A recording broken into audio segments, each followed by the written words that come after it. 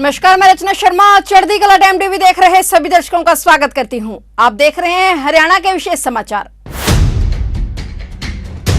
हरियाणा के मुख्यमंत्री मनोहर लाल ने कहा कि प्राकृतिक आपदा बाढ़ की वजह से जान गंवाने वाले लोगों के परिजनों के साथ मनोहर सरकार की सहानुभूति है। मुख्यमंत्री ने करनाल में 6 मृतकों के परिजनों को 24 लाख की सहायता राशि सौंपी है। उन्होंने पीड़ित परिवारों के प्रति संवेदना व्यक्त की। मुख्यमंत्री ने प्राकृतिक आपदा बाढ़ की वजह से जान गंवाने वाले 6 मृतकों के परिजनों को 24 लाख की सहायता राशि सौंपकर उनकी तरफ मदद का हाथ बढ़ाया। इस दौरान मुख्यमंत्री ने मीडिया से बातचीत करते हुए कहा कि प्रदेश के 8 जिलों में 35 लोगों के परिजनों को सहायता राशि सौंपी गई है। सभी के खाते में RTGS से पैसे पहुंच जाएंगे। मुख्यमंत्री मनोहर लाल ने कहा कि परिवार पहचान पत्र की वजह से आज हर व्यक्ति का डाटा है। कोई भी मुआवजा राशि देने के लिए बस उस व्यक्ति को वेरीफाई करना होता है। वेरीफाई होते ही मुआवजा राशि दी जाती है। मुख्यमंत्री ने कहा कि किसान या जिनका भी नुकसान हुआ हो उसके लिए नुकसान के लिए हरियाणा सरकार ने क्षतिपूर्ति पोर्टल खोल दिया है। इस पोर्टल पर 7 दिन में वेरीफाई किया जाएगा और इसके बाद मुआवजा दे दिया जाएगा। सीएम ने कहा कि वे स्वयं सिरसा और फतेहाबाद दौरा करने गए थे। फतेहाबाद में पानी अभी भी गाँवों में भरा हुआ है, जबकि सिरसा में काफी कंट्रोल हुआ है। राजस्थान की तरफ जो पानी जाना है उसमें अभी सुधार की जरूरत है। पहाड़ों में बारिश हुई है, इससे यमुना और घग्गर का जलस्तर बढ़ा हुआ है, लेकिन स्थिति अभी नियंत्रण में है। जैसा हमको पता है कि हरियाणा में जो बाढ़ आई है उस बाढ़ में कुछ लोग जो प्रभावित हुए, जिनका देहांत हो गया, जो जिनकी मृत्यु हो गई, ऐसे परिवारों के जो लोग हैं, जो उनके ऊपर डिपेंडेंट्स हैं, उनको उसकी जो एक राशि, क्लेम राशि जिसको कह सकते हैं या जिसको एक मुआवजा कह सकते हैं, वो हमने हरियाणा में आज बांट दिया है। और उसी क्रम में करनाल ज़िले के ऐसे कुल 6 लोग हैं, उनको यहाँ बुलाया है। उनमें से जो आए हैं उनको 4 लाख रुपए की राशि प्रति व्यक्ति के हिसाब से वो दी जा रही है। जैसा मैं बार बार कह रहा हूँ कि टेक्नोलॉजी इसका बहुत बड़ा उपयोग हमको हुआ है और उस टेक्नोलॉजी के कारण से आज हमारे पास हर परिवार का एक डाटा, परिवार पहचान पत्र का, वो हमारे पास है। और आज वेरीफाई करने में देर नहीं लगती है। किसी भी व्यक्ति का कोई क्लेम होता है, कोई उसको मुआवजा देना होता है, चाहे वो किसी के किसान का भी होता है, तो आज सारी चीज़ें ऑनलाइन उपलब्ध हैं। कोई आदमी भरता है, उसको तुरंत वेरीफाई करते हैं और सिर्फ वेरीफाई करना होता है। और क्या करना होता है, बजाय उसको हम लटका के रखें, वेरीफाई हुआ और तुरंत उसको मुआवजा दे दिया। ये हमारी सरकार का एक इकबाल है, इसको बराबर बनाए रखेंगे।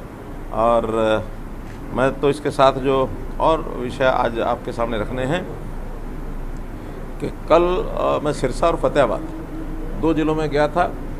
हवाई सर्वे के नाते से मैंने देखा फतेहाबाद ज़िले में पानी काफ़ी गांव में अभी भी फैला हुआ है।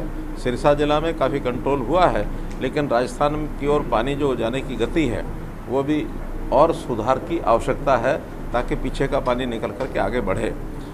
संयोग से कल दोबारा से वर्षा हिमाचल में पहाड़ों में हुई है, जिसके कारण से यमुना का जलस्तर भी बढ़ा, घग्गर का बढ़ा है। लेकिन उन इलाकों में असर इसका कुछ समय के बाद जाएगा। हो सकता है असर कम पड़े, क्योंकि बाकी जगह पानी का जो फैलाव हुआ है वहाँ पानी अब निकल गया है, तो पानी के यानी एक प्रकार से वहाँ समाने की अभी फैलाव होने की जो गुंजाइश है, तो आगे पानी कम जाएगा। फिर भी हम जल्दी पानी को आगे निकालें ताकि पानी का बहाव तेज़ बने, तो इस ओर हम लगे हैं। जहाँ तक कोई भी नुकसान है उसके मुआवजे के लिए हमने पोर्टल अपना खोल दिया है, क्षतिपूर्ति, उसमें किसानों के लिए भी, और उसमें आज से अन्य कोई नुकसान है उनके लिए भी, हर प्रकार का, और उसको वेरीफाई करेंगे। 7 दिन में वेरीफाई होगा और 7 दिन के बाद वेरीफाई के बाद इसी प्रकार जैसे आज आपके सामने मुआवजा हम दे रहे हैं, ऐसे मुआवजा बाकी भी लोगों को जो प्रभावित हैं उनको दे दिया जाए। अभी 35 लोगों की कंफर्म हमारे पास जानकारी है, जिनको आज जो है ये राशि बांटी गई। 8 जिलों में ये संख्या रही है, जैसे 6 संख्या यहाँ की है, 8 संख्या अम्बाला की है, अलग अलग जिलों की है, कहीं 2, कहीं 4, कहीं 3। तो सब जिलों को आज जो है उनको एक प्रकार का टोकन जो है, कहीं चेक के माध्यम से, कहीं पत्र के माध्यम से पैसा सीधा RTGS से उनके खाते में जाएगा। सीएम मनोहर लाल ने कहा कि जब देश भर के पिछड़े जिलों की पहचान की गई तो 110 जिलों में हरियाणा का नूंह जिला भी शामिल था, लेकिन पिछले 8.5 साल में नूंह जिले में इतने विकास के काम हुए हैं कि अब हम किसी भी कारण से इस जिले को पिछड़ा जिला नहीं कह सकते। दिल्ली मुंबई कॉरिडोर नूंह जिले से निकलता है और इस कॉरिडोर के कारण इस इलाके में उद्योग लगेंगे, जिससे नौजवानों को रोजगार के अवसर मिलेंगे। सीएम ने कहा कि पिछली सरकारों के समय जो कुछ होता था और आज जो हमारे कार्यकाल में हो रहा है, यह फर्क साफ दिखाई देता है। पिछली सरकार में भ्रष्टाचार, भाई भतीजावाद होता था, जिससे हमारी सरकार ने निजात दिलाई है। पहले दिव्यांग लोगों द्वारा गरीब व्यक्ति के अधिकारों का हनन होता था। इस पर सीएम ने उन्हें विश्वास दिलाया कि अब किसी गरीब आदमी के ऊपर होने वाले अन्याय को सहन नहीं किया जाएगा। सबको न्याय मिलेगा और सबको अपना अधिकार मिलेगा। सबके अधिकार सुरक्षित रहेंगे। मुख्यमंत्री ने कहा कि राज्य सरकार ने किसानों के कल्याण के लिए भी अनेक कार्य किए हैं। अभी तक मेरी फसल मेरा ब्यौरा पोर्टल पर किसान अपनी उसी फसल का पंजीकरण करवाते थे जो बाजार में बिकती थी या खराब होने पर उसका मुआवजा ले पाए, लेकिन इस प्रणाली में कुछ गड़बड़ी पाई गई। कुछ खाली जमीन रहती थी जिसका रजिस्ट्रेशन नहीं होता था। आसपास के प्रदेश जैसे राजस्थान और पंजाब से लोगों ने खाली जमीन पर रजिस्ट्रेशन कर दिखाकर हमारे यहाँ फसल बेचना शुरू कर दिया था। मुख्यमंत्री ने किसानों से अपील की कि वे अपनी हर एक एकड़ जमीन का पंजीकरण करवाएं, यहाँ तक कि खाली जमीन का भी पंजीकरण जरूर करवाएं। 31 जुलाई तक किसान अपनी प्रत्येक एकड़ की जमीन का पंजीकरण करवाएंगे तो उन्हें इनाम के तौर पर 100 रुपए की राशि दी जाएगी। इतना ही नहीं, सरकार ने कुछ बड़े इनाम जैसे लॉटरी के माध्यम से ट्रैक्टर, मोटरसाइकिल और मोबाइल इत्यादि इनाम भी सोचे हुए हैं। किसान रबी सीजन के लिए भी अपनी जमीन का रजिस्ट्रेशन अवश्य करवाएं। उन्होंने कहा कि हरियाणा आज देशों में सभी प्रांतों में कई मामलों में अग्रणी है और यदि हम जनता के सहयोग से सबका साथ, सबका विकास, सबका विश्वास और सबके प्रयास से इसी प्रकार काम करते रहेंगे तो हरियाणा का नाम दुनिया में बनेगा। किसान हैं, उनकी भी फसल का ब्यौरा। अभी तक तो हम ये करते थे, उनको कहते थे तो जो बाजार में बिकती थी फसल उसका रजिस्ट्रेशन करवाते थे ताकि मंडी में उसकी बिक्री ठीक हो जाए, कल को कोई खराबा हो तो उसका मुआवजा उसको ठीक मिल जाए। लेकिन इसमें कुछ गड़बड़े हमको ध्यान में आई। कुछ खाली जमीनें रहती थी या जहां रजिस्ट्रेशन नहीं होता था वहां भी बहुत लोग इसका लाभ उठा करके कुछ ना कुछ उसमें से गड़बड़ करते थे। नहीं तो पास पड़ोस के प्रदेश, इधर राजस्थान, उधर पंजाब, वहां के लोग भी फसल ला करके हमारे यहां बेचना शुरू कर दिया था, केवल उन खाली जमीनों पर रजिस्टर करके। इस बार हमने ये तय किया है, किसानों को अपील की है कि आप हर एकड़ का रजिस्ट्रेशन कराएं 31 जुलाई तक।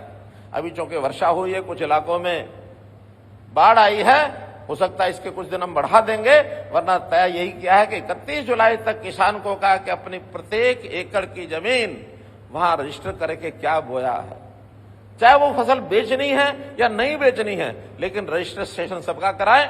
खाली जमीन है उसका भी रजिस्ट्रेशन कराएं और हर किसान को इसके बदले में अगर इस संकल्प को पूरा करता है, रजिस्ट्रेशन पूरा कराता है, तो उसके खाते में 100 रुपया इनाम के तौर पर भेजा जाएगा। चाहे राशि 100 रुपया है, लेकिन एक इनाम मिलेगा और न केवल 100 रुपया बल्कि प्रदेश भर में हमने कुछ बड़े इनाम भी सोचे हैं। उसकी लॉटरी से, उसके कंपटीशन में कहीं किसी को ट्रैक्टर, किसी को मोटरसाइकिल, किसी को मोबाइल, ये भी देने वाले हैं।